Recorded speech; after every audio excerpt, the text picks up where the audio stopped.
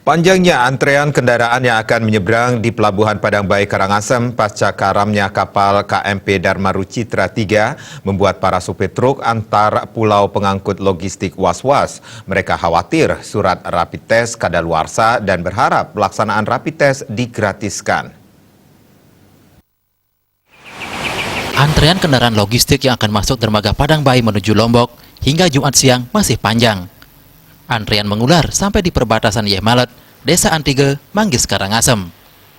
Antrian ini disebabkan belum dievakuasinya bangkai kapal KMP Dharma Rucitra 3 yang karam di dermaga 2 Pelabuhan Padang Bayi, Jumat 13 Juni lalu.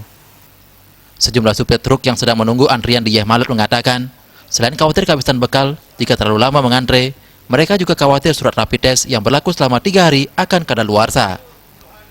Terlebih mulai Kamis 18 Juni 2020, Gugus Tugas Percepatan Penanganan COVID-19 Provinsi Bali sudah tidak lagi menggratiskan layanan rapid test untuk para awak truk pengangkut logistik di Pelabuhan Gilimanuk dan Padang Bayi.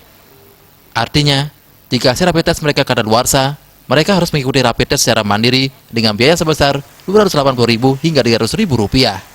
Berlaku 3 hari, ya berarti kita dari sini 3 hari, berarti dari baliknya lagi kita akan urus lagi 280 itu dari mana kita duit, gaji berapa sih kita supir.